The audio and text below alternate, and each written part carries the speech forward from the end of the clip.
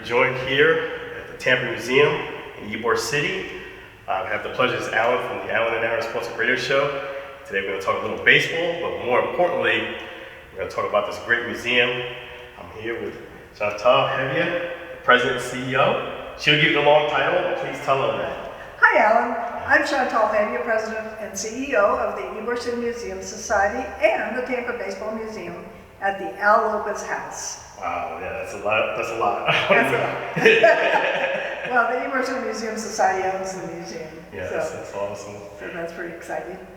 So the nice thing is Chantal was so kind enough to meet us on a day that it's closed. The museum is closed today to give us a private tour of the Tampa Museum. And we're going to go ahead. This is my first time in the museum myself, so I'm going to get a chance to enjoy it with you. And first and foremost, how long have you been connected with the museum?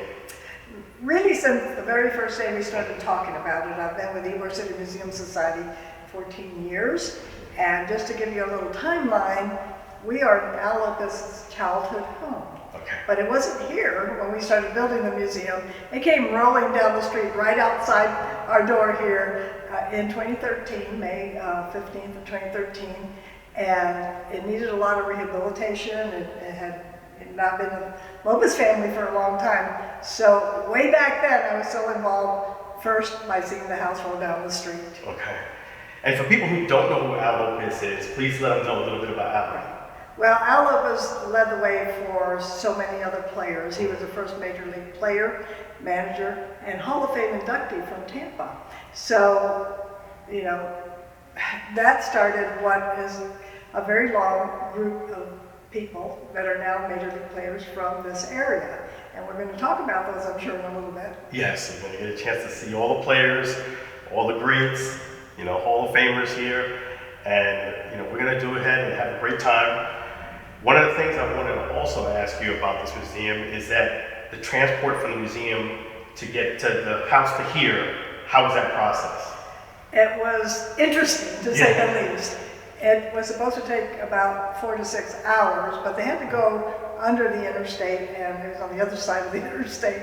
Only a mile. Okay. But it was a massive process. They had to take out down utility poles and then put them back up. And so you saw this house, and really there was another one right next door that is a sheriff's museum, the Hillsborough County Sheriff's Museum, that both came down the street together that day. And it was just a slow process. We stayed up all night. We had like house groupies from my staff, and some of our consultants stayed up all night to just watch this whole thing happen. Yes, that's awesome. And somebody who's wanting to watch this and say, I want to make it into the Hall of Fame as a youngster, what is the criteria? To make it into the Hall of Fame? Yes. Well, you have to be an Al Lopez, a Wade Boggs, Okay. and a Tony La Russa. Okay. 2 starters. So we have 3 Hall of Famers. Yes. I think it's all different criteria. For instance, some are based on your playing career, and in Al's case, it was as much based on his managing career as it was on his playing career, because he was a manager of 2 teams. He was a manager of 2 teams. Yes. And Yeah. we've had the pleasure on the Alan and Aaron Sports Radio Show interviewing Lou Piniella and Wade Boggs. You know, you get a chance to see those videos too. Right. But please let us see this beautiful museum. We're going to go. Yes, absolutely. You're welcome. We're very proud of it. Yes. And we hope that you will enjoy the approximately 135 years of history that is represented in this museum, all from Tampa Bay. Awesome. Awesome. Excited. Let's go ahead and check it out. All right. So as we walk into the museum, we see what was once Al Lopez Jr.'s bedroom.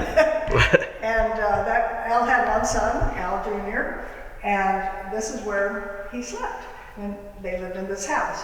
We've turned it into Al Lopez Field, the ballpark that was so very well known, and where there were spring training games before the new stadium was built, the Steinbrenner Field was built.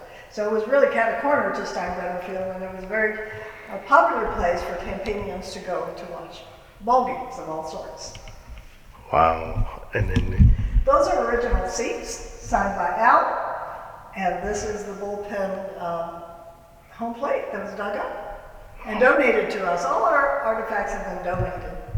okay, all donated. Okay, that's awesome. So we're very blessed. There's about 1,500 artifacts. Awesome. Awesome. Now, I'll make sure I do some of the videos, but if you guys want to see all the inscriptions, like any museum, you got to come on down. So, so this is what you walk in first. You get a chance to see the original seats, and you can see the signature. Let me zoom in for you guys there. By the first player and manager of Tampa's history, Al Lopez. And you know, he was known as El Senor because he was so generous in helping others to succeed. And whether it was little children that he was talking to or future professional players, he always was very gracious to them as well as to the community. He represented Tampa so well in everything that he did. Yeah. Baseball and otherwise. Awesome. See with him with President Reagan. All right. Yes, he had lunch with President Reagan. I think that was actually donated by the Lopez family, and we're very grateful to have that unique, one-of-a-kind invitation. Behind you, you might want to capture the fact that this is about Al Lopez. Yes. This entire exhibit, from the entrance, on one side is his playing career, and on the other side is his managing career. Oh. So he was a very successful catcher. Yeah, I can see the original mitt too. Yeah, that's his original mitt, and he had his own brand, a model of the McGregor mitt, and he was just quite good at what he did as a player. And I read somewhere that I think everybody that managed him is in the Hall of Fame. Wow. By what protected their faces back in the old day, as well as you see the chest protector and so forth. It isn't nearly as formidable as they are today. And how much bigger the mitts have gotten in modern times. That's awesome. That's really cool. And that's an original. Let me just zoom in on that helmet. And the mitt too, and it is autographed too, I see that. Yes, it is.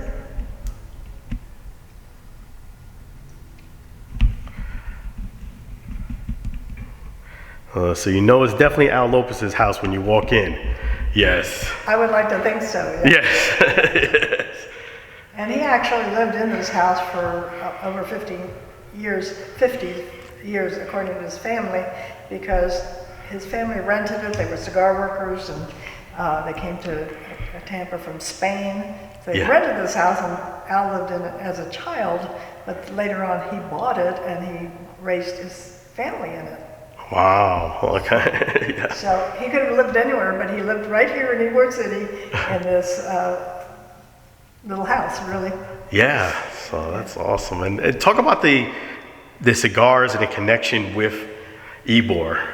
Thank you for asking. Yes. Because really it is the cigar industry that brought baseball to Tampa. In 1885, Vicente Martinez Ybor and a number of other industrialists came to Tampa looking for a place to make cigars. And they found it to be a wonderful place. Mm-hmm. The next year, by 1886, they had already made the first cigar and built some factories here. And they also brought some Cubans to make the cigars, because Cubans knew how to make cigars. The Cubans loved baseball. So they formed their first team in 1887, it was called the Niagara, and taught the rest of the community to play. The rest of the community wasn't necessarily all Cuban. There were Spaniards and Sicilian immigrants, as well as those from some Romanian Jews and some Germans that were here. So it became our community's game. Mm-hmm. Being European, you would think our community's game would have been soccer. But no, it became baseball because the Cubans brought it here when they also came to make cigars. Awesome. So there you go. That was something that a lot of people was thinking about. I'm glad you answered it. Right, so from the early days of baseball in Tampa, right next to it, you get a chance to see these really cool jerseys. These some old school jerseys. So tell us a little bit about the jerseys. Well, if you get really close like we are, you'll see that they're made out of flannel. Mm-hmm. And in the early days of the minor leagues, that's what they played in Florida. Okay. And obviously in Cuba, because the Cubans made many trips here to play our teams. Yeah. And of course we had the Monarchs as well, who played nearby. These were donated by the Ted Williams Museum, so we're very proud to have them because they once were over at that museum that is no longer there. Okay, the Ted Williams Museum, so they donated. Thank you, Ted Williams Museum. Yeah, the Ted Williams Foundation actually. Yeah. These are actually original batting helmets from the Tampa Tarpons and the Tampa Yankees. Okay. So as you can see from the amateur leagues that you've talked about in the early days, you are now segueing to, we're becoming professional here in Tampa. Awesome. I see another old school mitt too. Right. And that ball is actually signed by the entire team of the Havana Winter League. And it was donated by someone who donated lots and lots of things, in particular to Al Lopez, his name is Simon Kanazi. Okay. So he was one of our biggest artifact collectors. Again, we've had so many people contribute both artifacts and funding so that we can create this museum. Absolutely, and that's a great point there. How can someone going forward continue to support the museum? Well, we appreciate that. First of all, please come and see it because I think you'll enjoy it. And people spend anywhere from 15 minutes to more than an hour here. It's how you want to see the museum and enjoy it. But you can also become a member, which will give you free access to the museum all year and a lot of discounts and free events that we're planning. Or you can just make a donation, whether it's $50, $500, or $5,000. We have been supported by every level of donations. Yes. And you'll get a donation today from the Alan and Aaron Sports Radio Show. Thank you. Appreciate it. We don't just come in and visit, we support too. Here in the local Tampa area, why not? So. And I'd like to mention, because some people really like to do this, we do have some naming rights for the individual exhibits. So as you walk around the museum, you'll see a little home plate in dark blue that has a name on it, and those are people that contributed to us in a very significant way. Okay. We also had Hillsborough County government and the city of Tampa contribute so that we could have this museum. And for people who are really motivated now, what do they have to do to get a home plate, commemorating it? They need to call me. Okay, there you go. My name is Chantal, and I'm at 813-400-2353. Okay, there you go. Make sure you call Chantal.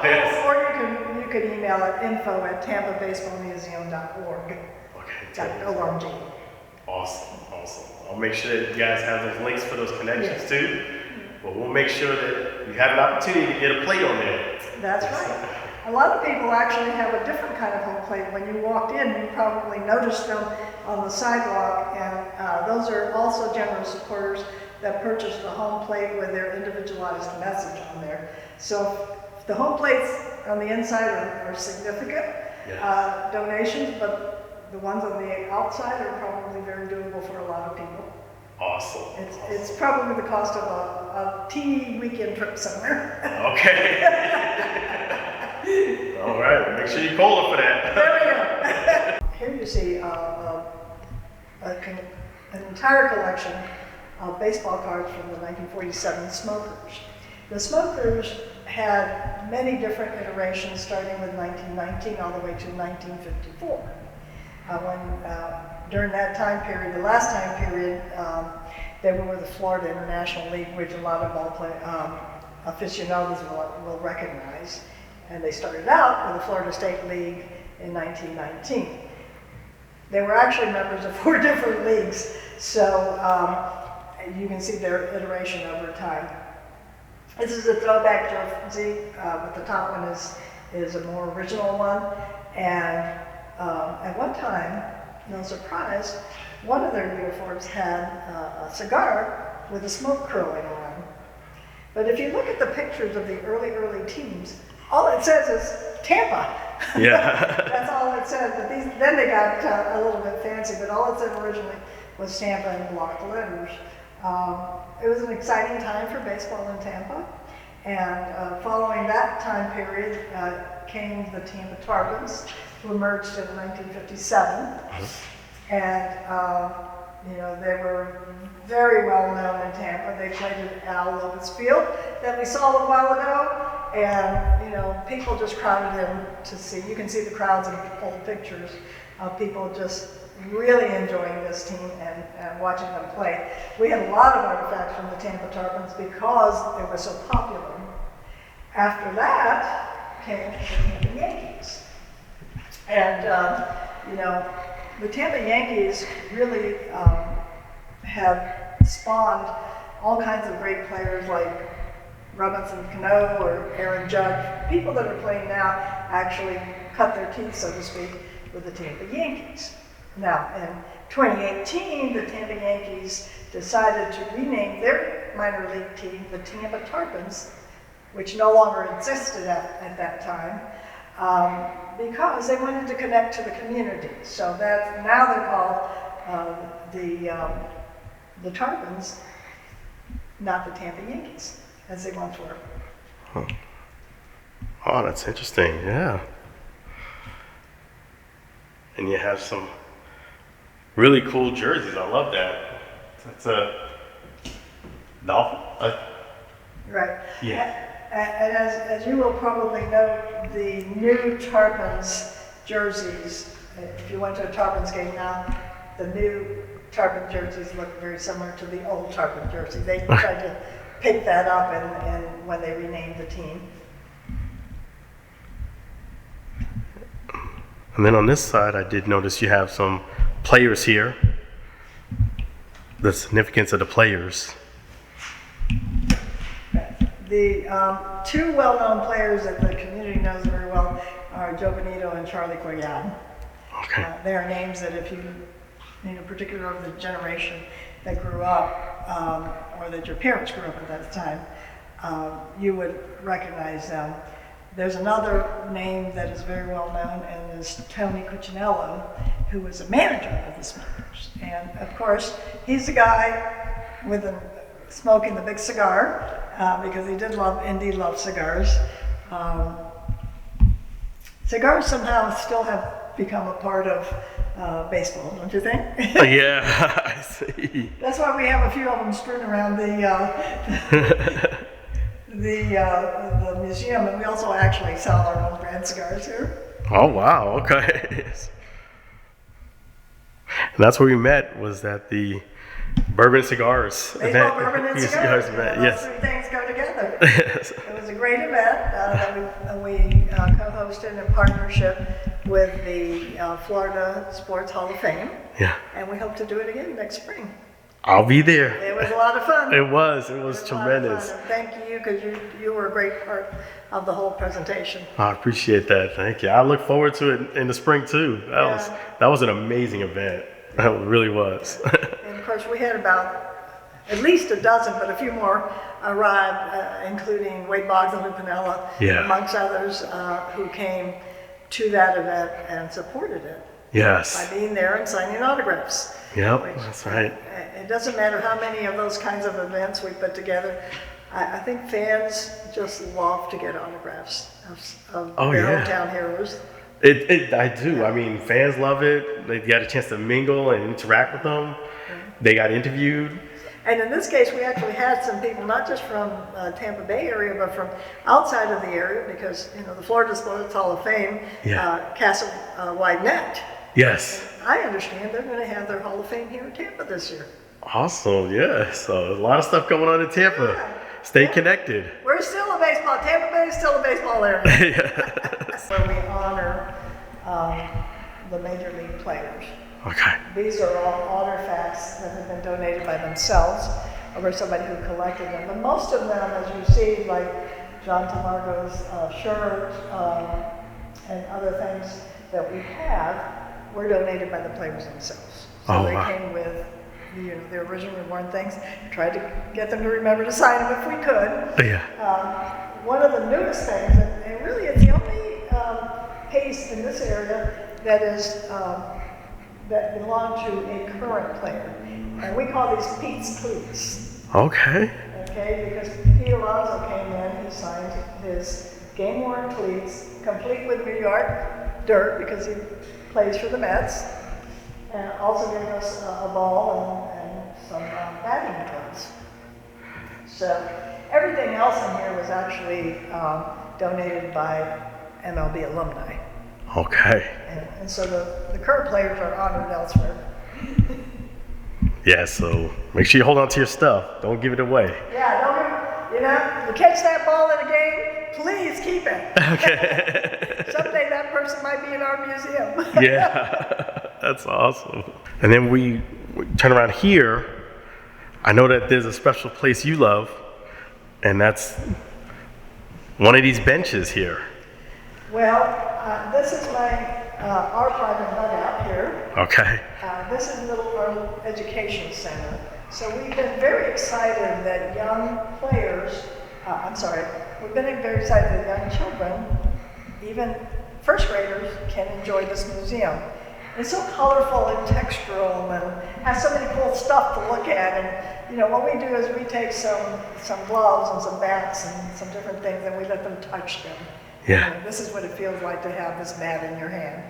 But we've had, school groups come. We've had a reading program with Coach Pete Mulry, who has written some children's books that each teach a different life skill. So last week we had him read about teamwork. Okay. Great way to start, right? Yeah, that is. And the in the next 3 weeks or so, he's going to read about attitude. All right. So I love this. every story focuses on a player in one of the 9 positions of the game, and each story tells a life skill. Oh, that's amazing. I really love that. What time do they usually schedule these? So we've got this one scheduled for July 20th Okay. at 2 o'clock, and I will give you some information so that people can go on our website and sign up. It is absolutely free. Compliments of Peter J. Mulry Foundation and the Tampa Baseball Museum. Yeah, come on down. Bring your kids and they'll learn a life skill. And there's a bonus because we went over to the Great Explorations Children's Museum the other day. We're partnering with them to have reciprocal admissions for our members in October, and we're doing lots of other things together, but they gave us a number of little goodies, and when a child comes to this reading, they also get something from the Great Explorations Museum to take home with them. Awesome. It's July 20th. Yeah, so they can dip into the basket. It's July 20th at 2 o'clock, and just go on tampabaseballmuseum.org to the events page, and please sign up. It's free, and then each child or family can bring an adult with them, also free. Awesome. And you're going to do it right here, the reading right We're here. doing right here. This is our reading corner that day. And of course, I have my friend Al here. Yeah. This is how Al lived in his very first job as a catcher. It's a great likeness of him that we pulled out of a book that was written by Wes Singletary. Yeah. I mean, so this is a life. Almost. I don't think it was as short as I am. Okay. But this is also greets you. Al also greets you in the same manner when you enter the museum. Wow. And the benches too. I know you have a fondness for the benches. I love these benches.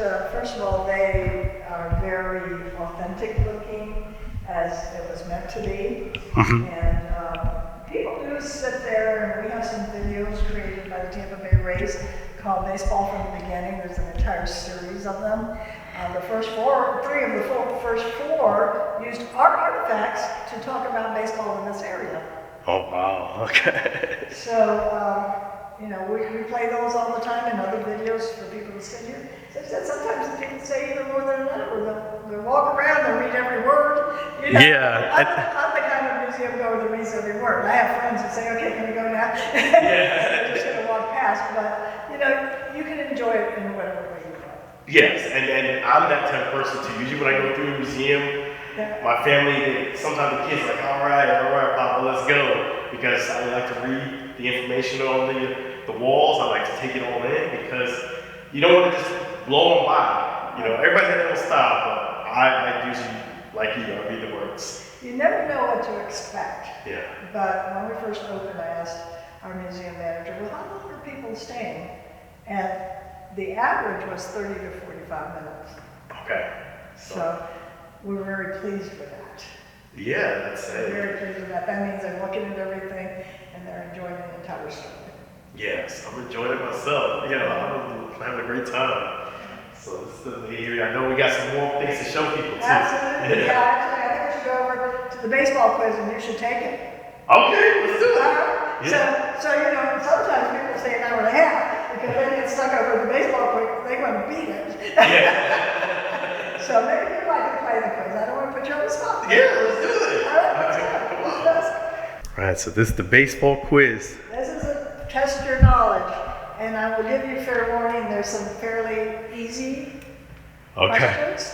Some of them are really hard. I hope you know it all. Okay. But if you don't, it's okay because other people that are big baseball aficionados didn't know it either. Okay. So, you know, we have to challenge those that are in the know and then give something to those that are just learning. There you go. Yeah. So touchscreen to play. That's Let's see what we okay. got. All right. Okay, first question. Which of these famous baseball players is not from Tampa? We have Carl Crawford, Fred McGriff, Gary Sheffield, Luis Gonzalez. This one's actually a little tricky. Gary Sheffield is a Tampa boy. You know, I've had the pleasure of meeting Gary Sheffield, so I know that one. And Fred McGriff. Fred McGriff is, I feel, from Tampa. Carl Crawford did play in Tampa. And we have Luis Gonzalez. I'm going to, I know Gary and Fred are hometown. Oof, this one's tough. I'm gonna say Luis Gonzalez. D. All right, the process elimination, we got Carl Crawford. That's actually Carl. Carl Crawford.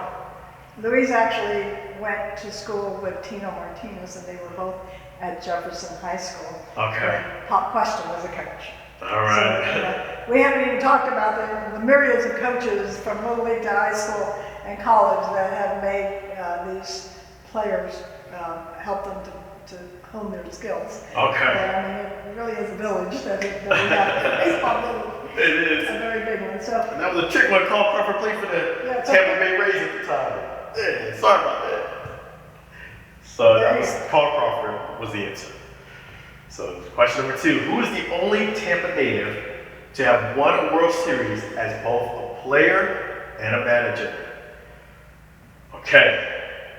We have A, our good friend Lou Piniella. Shout out to Lou Piniella. We have B, Dave Magadan. We have C, Al Lopez. And last but not least, we have D, Tony La Russa. So who is the only Tampa native to have won a World Series as both a player and a manager? Alan, I'll give you a hint. They're all Tampa natives. Okay. Does that help you? Oh, yes. Oof. I'm gonna go with Tony La Russa. Ah! Oh, Alan, we're going to have you come in and practice. If you hit the next question, it'll tell you who it was. Oh, my buddy Lou, man! I can't believe I got that wrong. I'm sorry, Lou. Which Tampa native was the last batter to face Hall of Fame pitcher Nolan Ryan? I don't remember this one myself. This was tough.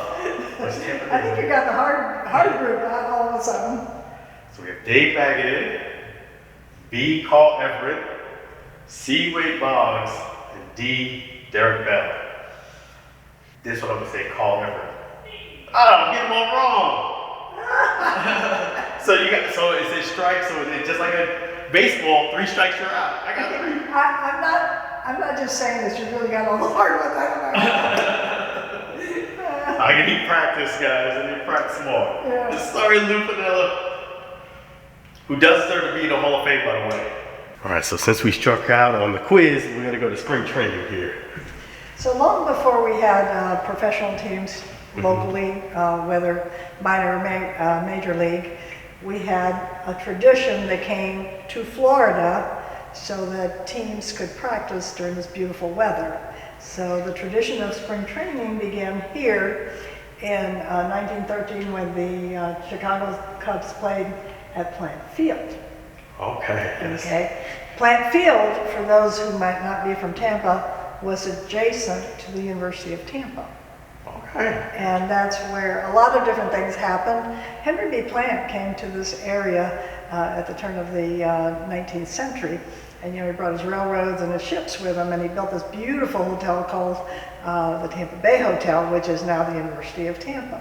Mm-hmm. So if you come to this area and you see the tremendous minarets across the river, that's the university, and that was the Tampa Bay Hotel. Okay. And so that people could recreate, Plant built golf courses and racing courses and horse racing, and eventually that field became where spring training played. And they played for a very long time, for decades, in Plant Field. Now it is no longer there, but there was one really important thing that happened. All right. Well, probably lots of important things. But this is where Babe Ruth hit his longest home run. Oh, wow. Right. Awesome. And even though the field isn't there any longer, there's a historic marker that says 587 feet for Babe Ruth. And something kind of cool happened last year. There's a plant museum in this same building that I was talking about, and they received the actual ball. It was donated to them from a collector, so they have that ball at the Plant Museum. That is right awesome. There at the University of Tampa. So we have a lot of the history here, but they have that one ball. That is kind of cool. Hey, you can't win them all, but hey, that's a lot. Right. That's right. The Tampa ball, the longest home run, Babe Ruth. And you can see all the teams that played here, that spring trained here. Madden, Piniella, yeah. One of the things that you're seeing here is that the Tampa Bay Rays lend us artifacts. Okay. That we rotate out. Some of these exhibits, you have to, it's massive to redo it. But we are very pleased that we can easily change out some of their history in these representations. Okay.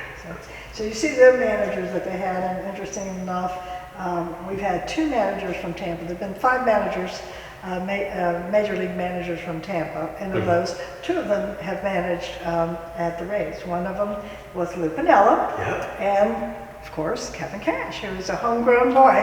Yeah, you go. Yeah. Awesome. Yeah. Speaking of the Tampa Bay Rays, how, I guess in your opinion, how important is it to bring the team here to Ybor, if that's something that we can maybe make happen? I can speak for myself. I think it would be awesome. Okay. I think it would be awesome. I think Ybor City is kind of an old center that is growing out from, this is where it started. This is the history of it. Yeah. And it's the cigar industry, baseball, everything started here. So it would be awesome for baseball to come back to this very historic and significant area. Yeah, I mean, there's a lot of rich history here that a lot of people don't realize. So it's more than just location. It would be a lot of history attachment to it. And I have to say that the Rays have honored that history in a number of different ways. Yeah.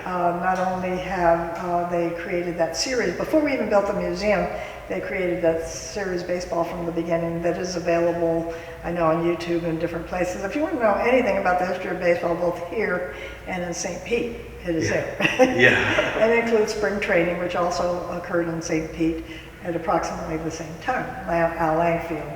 Yeah. They've done that. They have donated to our events and been sponsors, as well as they are one of the naming rights donors. And in fact, that game that you're going to practice some is sponsored by the Rays.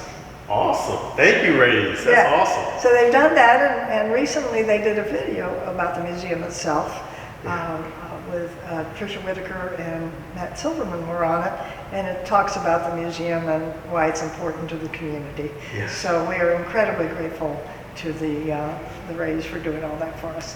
Thank you, Ray. That is awesome. Yeah. That's incredible. How, if somebody does visit the museum, what are the odds of me running into you here at the museum? I love to be here a lot. Okay. But if I'm not here, we have some really great people that staff the museum, our docents, and I think it's a great experience whether or not I'm here. Okay. I think your experience doesn't count on me being here, but I would love to meet you if I can. Okay. Behind me, I know that this is something that's really cool.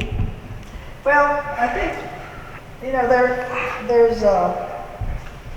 had a wonderful curatorial consultant who helped really bring these exhibits to life.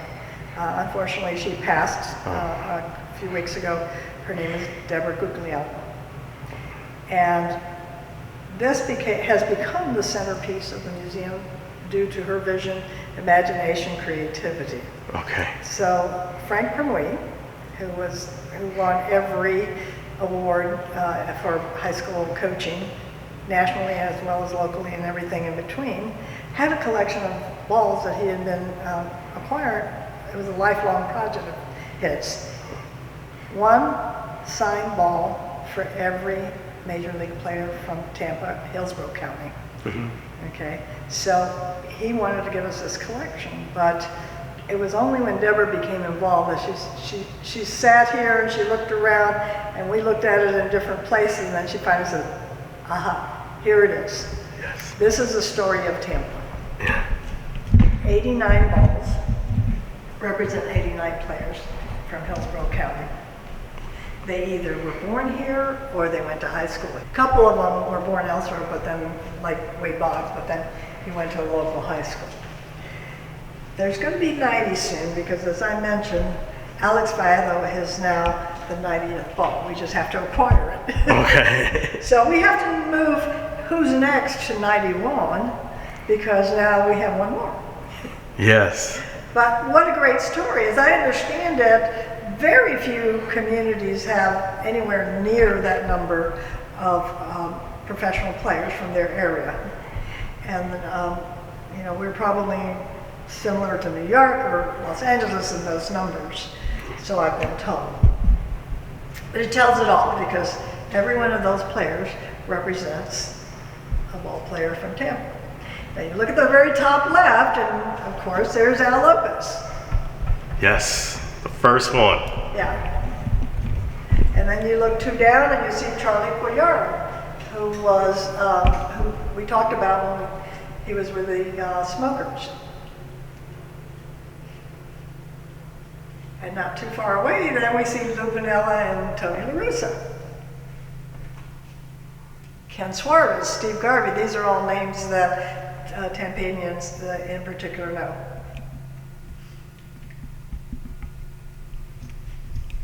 Sorry about that, Lou.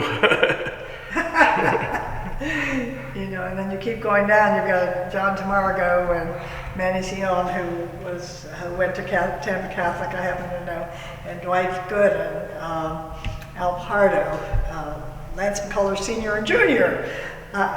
You can just go on and on and on. I can tell you something about so many of these that are here. Some of them are coaches now, some of them are managers. You've got such interesting people. Yeah, you got Dwight Gooden. Yeah. But look how far away from Al Lopez, Tino Martinez, and Luis Gonzalez are. And by the way, they were high school buddies at Jefferson High School.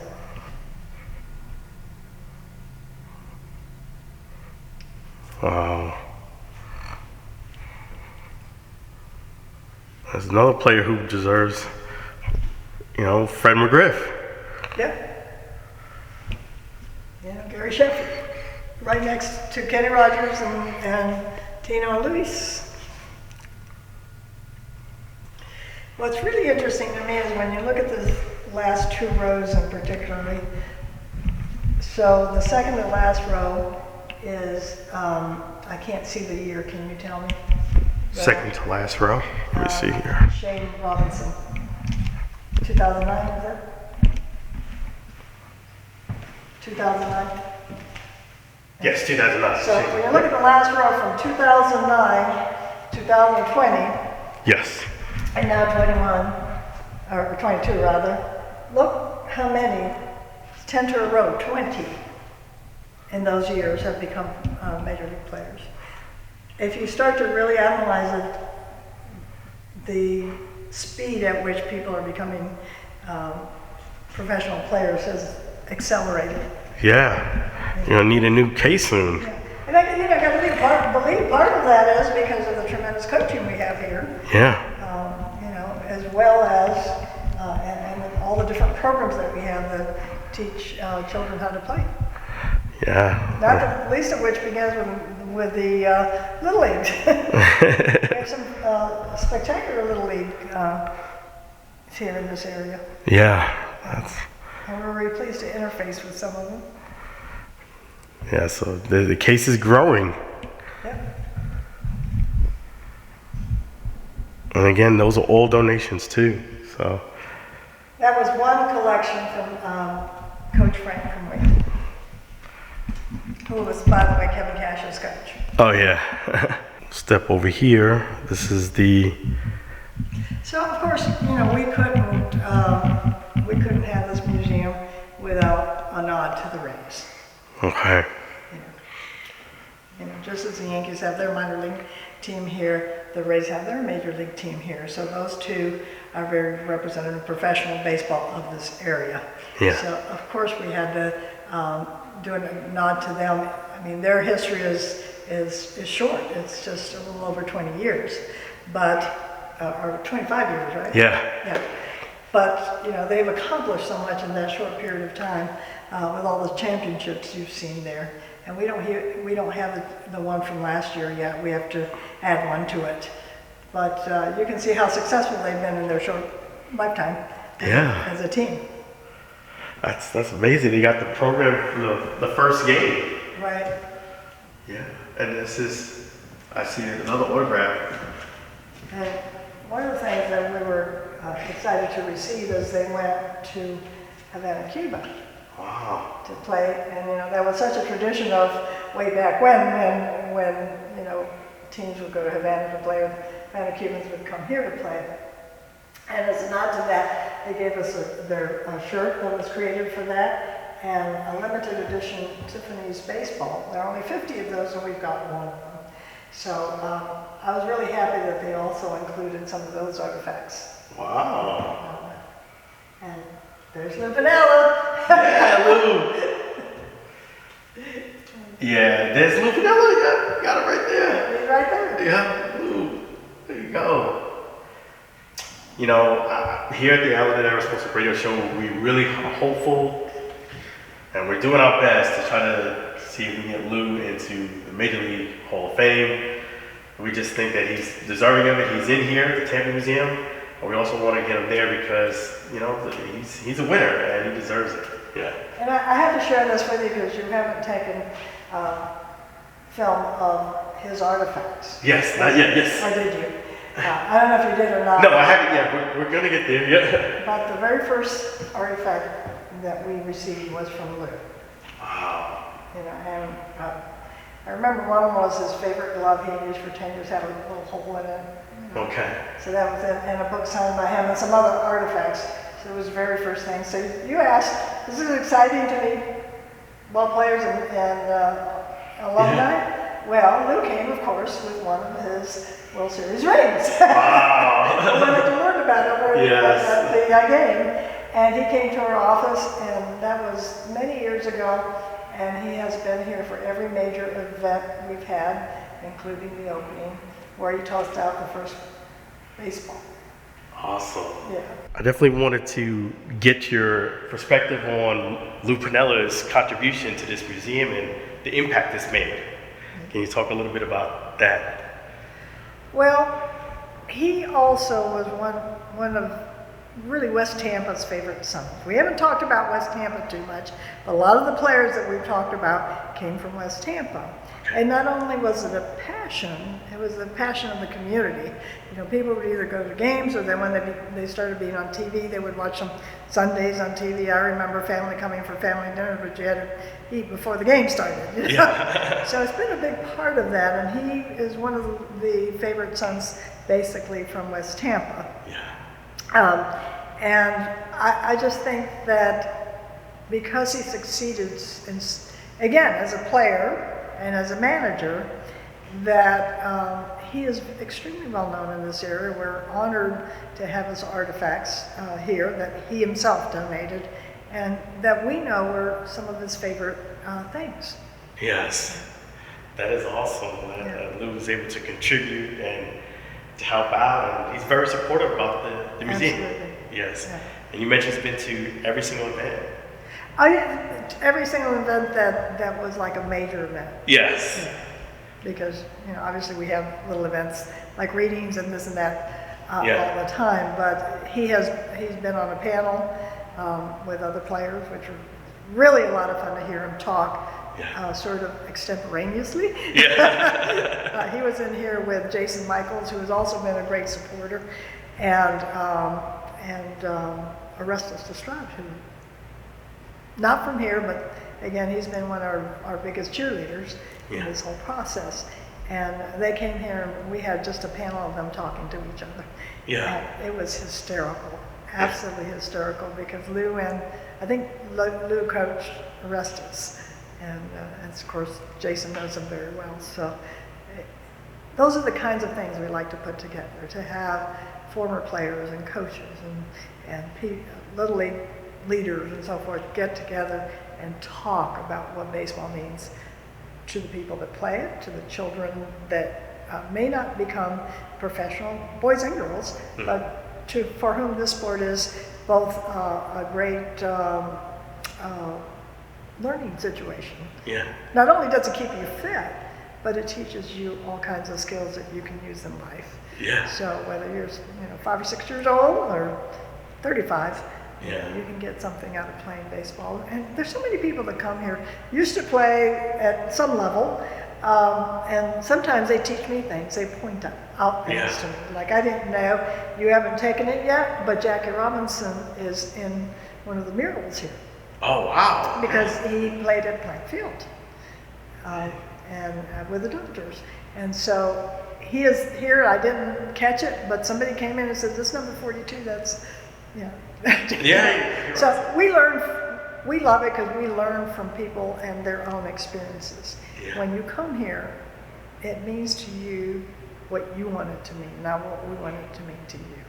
That's right. You're going to experience it from whether you know very little about baseball, whether you have a child that is, Little League. The other day we had the grandparent of somebody that plays for the Tampa Terrapins coming here. They were in town to see them play, and there was their team in our museum. So you can really experience this at every age level, from every perspective of knowing a lot of baseball to knowing virtually nothing about it. Yeah. It is a representation of our community as much as it is a representation of America's favorite pastime. Yes. That's awesome. So you don't have to be a guru. No? You can learn as you go along. That's awesome. That's correct. Yeah. Speaking of learning, let's check out some of Lou Piniella's stuff. This is all been donated by Lou Piniella. Thank you again, Lou. And let's see what we got here. They have a bat. Yes, that's right. When he won for the Reds, the World Series. I already got these answers right. And on the other side, as someone talked a little bit about, is Tony La Russa. As you can see from where their signed balls were in their display, they were very good friends. Yes. They had to play each other. So on the other side is Tony La Russa's things as well. So we have Lou on this side, Lou Piniella on this side, Right. Tony La Russa on the other. Right. Yeah. Right. And of course, both became managers. One of whom is still managing. Okay, so this is the Tony La Russa side. Thank you again for the donations, Mr. La Russa. One of the things that we've begun to do, and we've been doing over the years, is taking oral histories on the players. So Tony was in town to support a Boys and Girls Club fundraiser, and Frank Perroy got me in to take his oral history. I wasn't supposed to take it, some professional journalist was, but she got stuck in traffic, so I got to take his oral histories. It was absolutely a wonderful experience. Okay, so this is the plate. That is how we designate our major gifts donors that became, that chose naming rights for their donation. There's one here. Yeah. How many spots are available? I think we have about 8 spots available. 8 spots. Okay, so you gotta get it quick. Yeah, I mean, still available. Yeah. Yeah. And one of them over here by the Lopez field was actually in memorial Okay. of someone, in memory of someone. So it can be that sort of an honor or memorial donation. And we will make sure that it is attributed as such. The same thing with our home plate pavers that are on the sidewalk outside.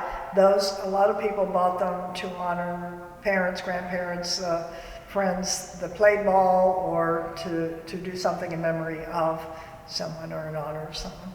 So you can do a tribute to someone We can too. do a tribute, yes. Yeah. That's the word I was searching for, thank you. Yeah. Yeah, there's a lot of ways to do tribute gifts in this museum. Okay.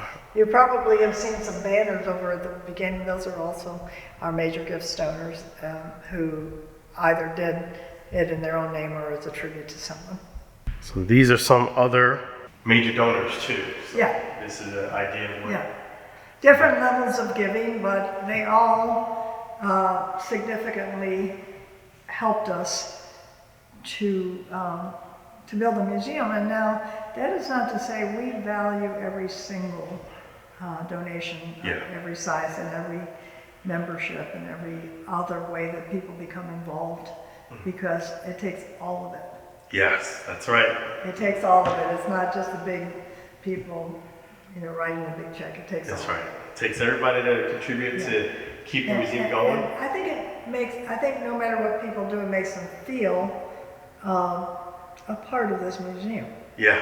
Now over there you see a letter, a framed letter.